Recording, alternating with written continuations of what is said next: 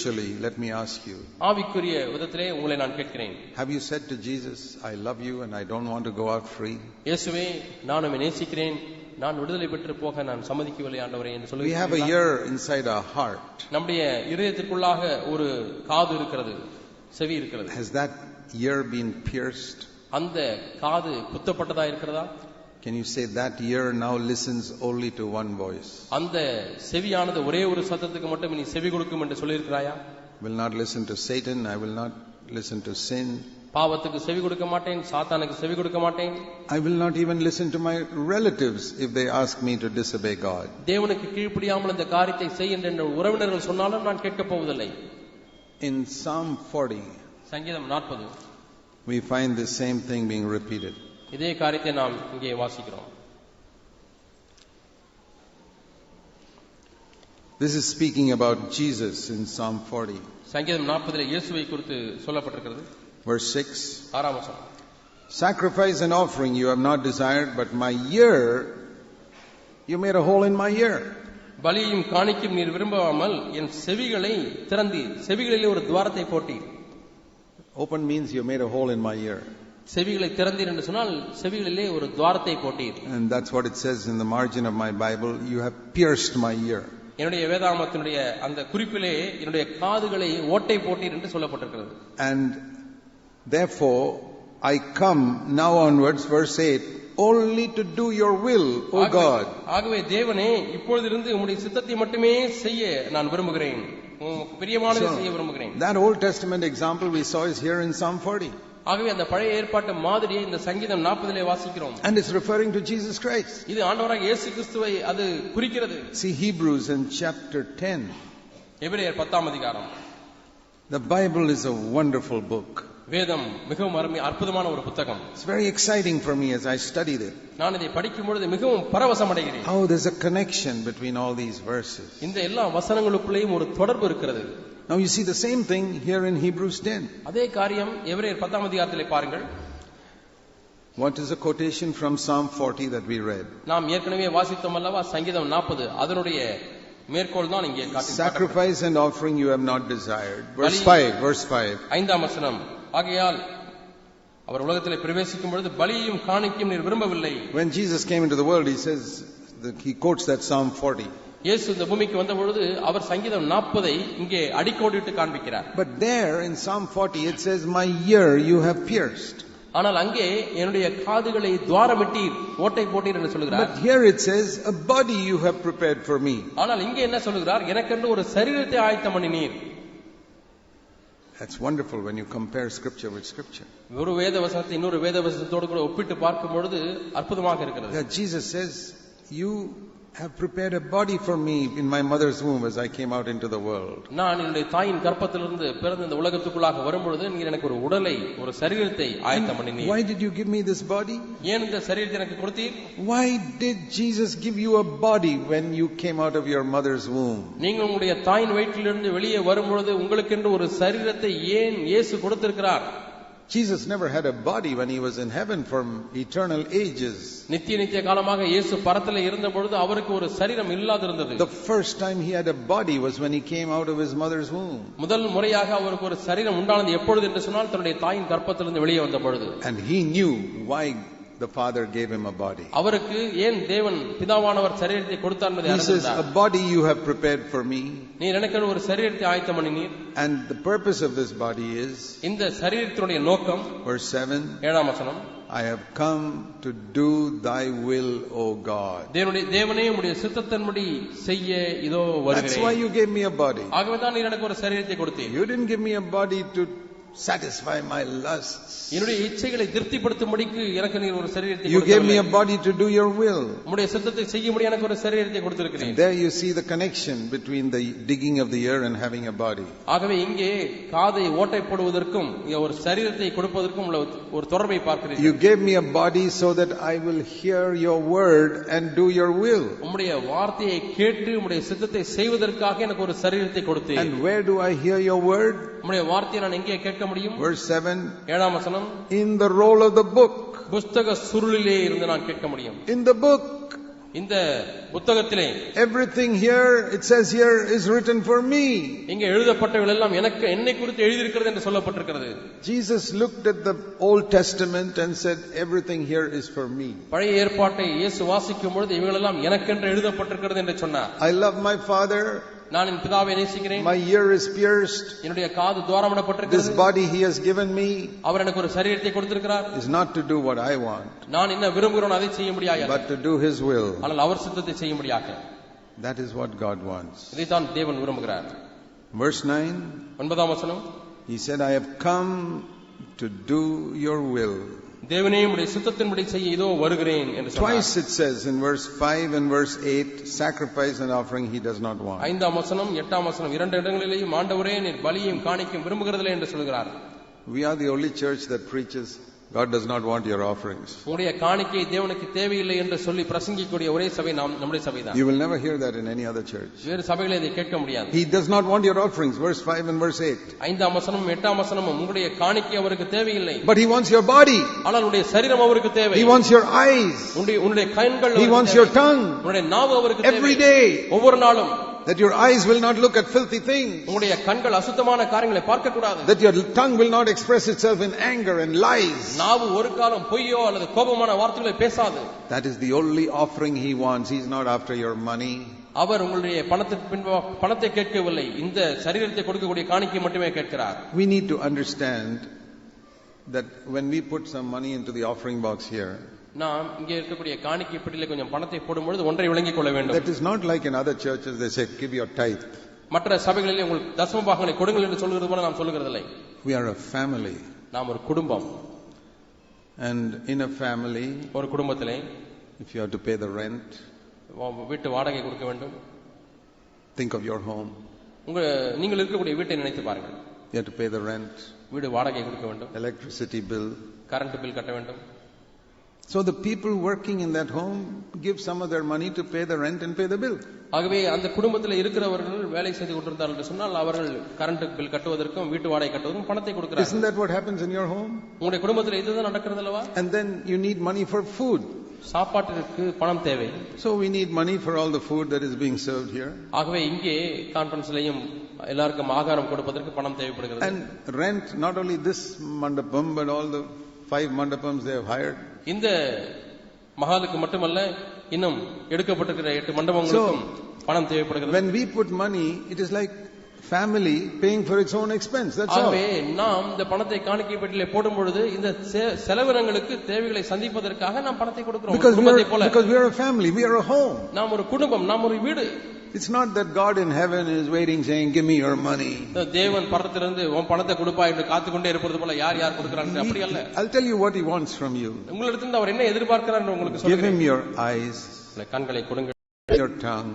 நாவை கொடுங்கள். Give him your hands. கரங்களை கொடுங்கள். Give him your feet. உங்களுடைய கால்களை கொடுங்கள். Give him your heart. உங்களுடைய இதயத்தை கொடுங்கள். And your mind. உங்களுடைய மனது. And God will say, தேவன் சொல்வார், I don't want any of your money. உங்களுடைய பணம் ஒன்றும் எனக்கு தேவையில்லை. That is the offering I want. இந்த காணிக்கை தான் எனக்கு தேவை. Sacrifice and offering you don't desire. பலியையும் காணிக்கையும் நீர் விரும்பவில்லை. But a body. ஆனால் ஒரு சரீரம். Lord, this body.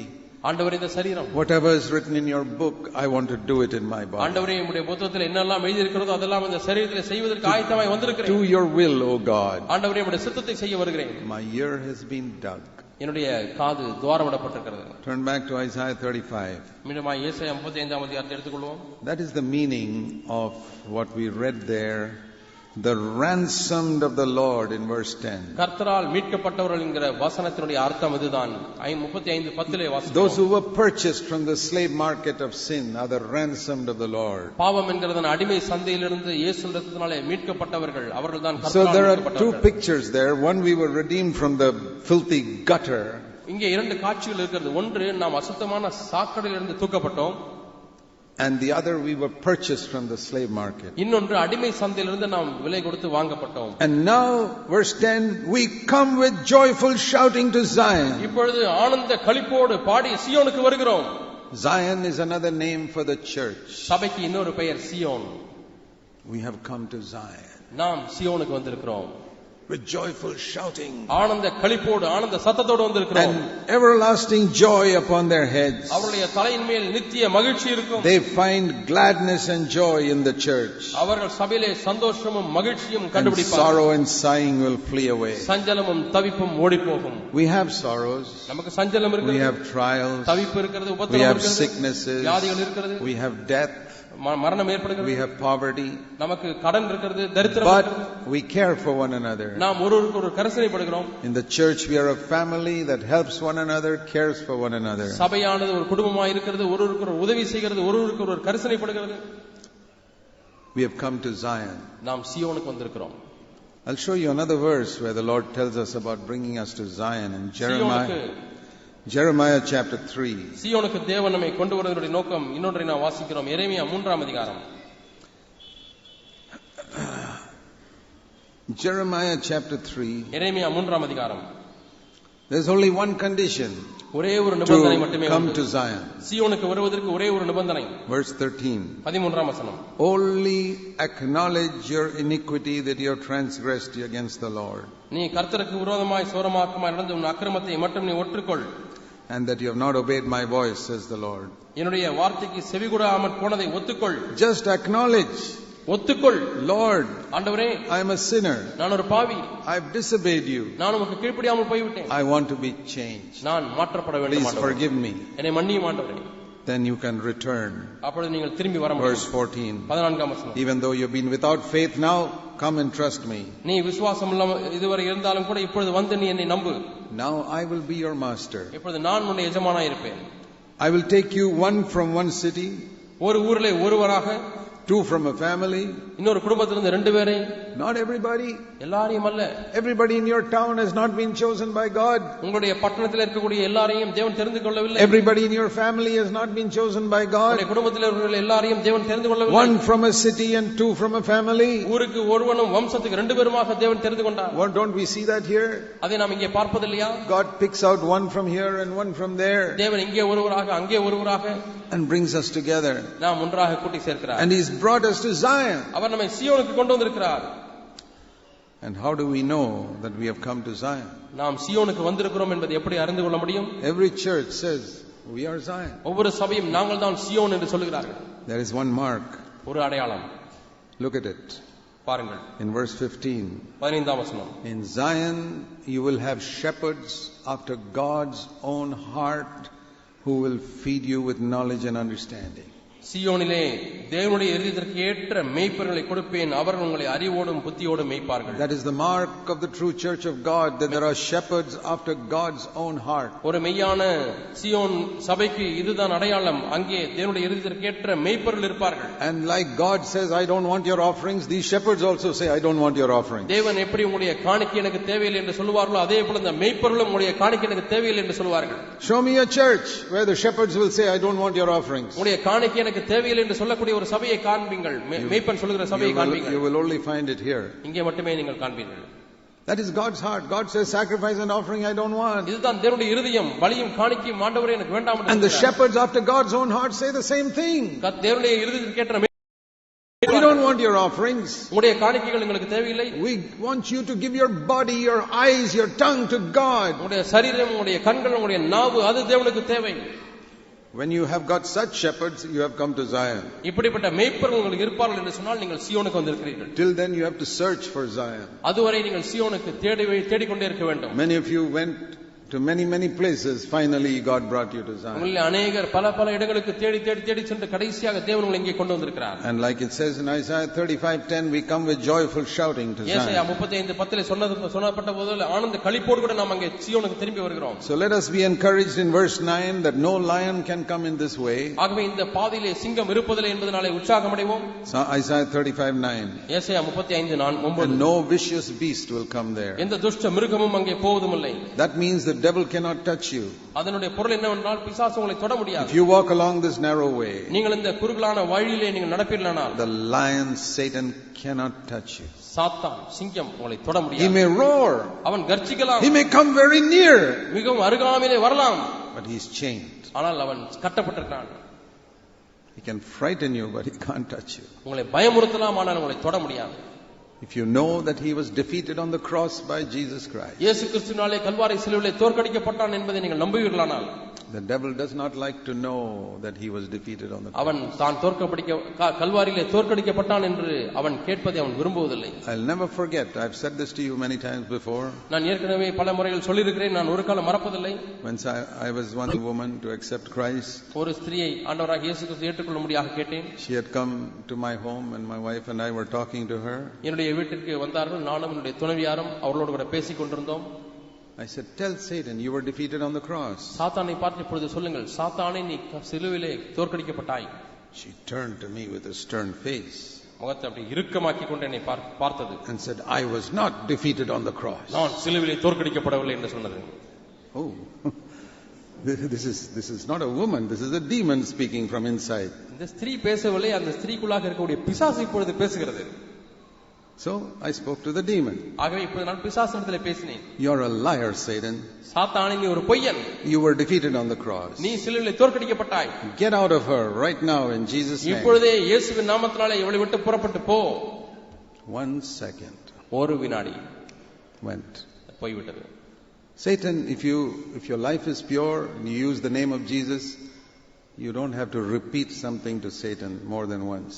உங்களுடைய வாழ்க்கை தூய்மையா இருக்குமானால், நீங்கள் விசுவாசிக்கிறவர்களாக இருந்தால், நீங்கள் சாத்தானுக்கு ஒரு முறைக்கு மேலே நீங்கள் சொல்ல தேவையில்லை. He has got good ears, he can hear. சாத்தானுக்கு நல்ல காது இருக்கிறது, நீங்கள் சொல்வதை அவனால் நன்றாக கேட்க முடியும். But you must believe that he was defeated on the cross. ஆனால் அவன் சிலுவையிலே தோற்கடிக்கப்பட்டான் என்பதை நீங்கள் நம்ப வேண்டும். Then I told her, அப்பொழுது நான் சொன்னேன், now the devil is gone. இப்பொழுது பிசாசு உன்னை விட்டு போய் Now say to Satan, you were defeated on the cross. இப்பொழுது பார்த்து நீ சிலுவையிலே தோற்கடிக்கப்பட்டாய் என்று சொல். Immediately. உடனடியாக. 10 seconds after that she said, Satan, you were defeated on the cross. அதற்கு பிறகு 10 வினாடிகள் தான் அந்த ஸ்திரீ சொன்னார்கள், பிசாசே நீ சிலுவையிலே தோற்கடிக்கப்பட்டாய். I learned something that day. அந்த நாளிலே ஒன்றை நான் கற்றுக்கொண்டேன். The devil does not like to hear that he was defeated on the cross. தான் சிலுவையிலே தோற்கடிக்கப்பட்டதை குறித்து கேட்பதற்கு அவனுக்கு விருப்பமில்லை. If India and Pakistan have a cricket match and India lost, do you like to hear that? இந்தியாவும் பாகிஸ்தானும் cricket match விளையாடுகிறது, அது இந்தியா தோற்று விட்டது என்று சொன்னால் அதை கேட்கறதுக்கு ரொம்ப சந்தோஷப்படுவீங்களா? கேட்க விரும்புவீங்களா? I don't like to hear that. நான் அப்படி கேட்க விரும்பவில்லை. Let's talk about some other subject. வேறு பாடத்தை குறித்து பேசுவோம் என்று சொல்லி விடுவேன். So Satan also does not like to hear that he was defeated on the cross 2000 years ago. ஆகவே 2000 ஆண்டுகள் முன்பாக சிலுவையிலே தான் தோற்கடிக்கப்பட்டேன் என்பதை அவன் கேட்பதற்கு விரும்பவில்லை. You tell him. அவனுக்கு சொல்லுங்கள். Do you know that Satan can hear you just like God can hear you? தேவன் உங்களை கேட்பது போல பிசாசும் நீங்கள் பேசும்பொழுது கேட்க முடியும் என்று உங்களுக்கு தெரியுமா? That's why the Bible says, resist the devil and he will flee from you. ஆகவே தான் நீங்கள் பிசாசை எதிர்த்து நில்லுங்கள், அவன் உங்களை விட்டு ஓடி போவான் என்று வேதம் சொல்கிறது. He's like a lion who comes near the way and tries to frighten you. அவன் உங்களுடைய பாதைக்கு அருகாமையிலே வந்து உங்களை பயமுறுத்தும்படியாக முயற்சிக்கிறான். But you say, Satan, you're chained, you can't touch me. சங்கிலியால் கட்டப்பட்டிருக்கிறான், நீ என்னை தொட முடியாது. You were defeated on the cross. நீ சிலுவையிலே தோற்கடிக்கப்பட்டாய். In the Old Testament you could do so many things. பழைய ஏற்பாட்டு காலத்திலே பல காரியங்களை நீ செய்து கொண்டிருந்தாய்.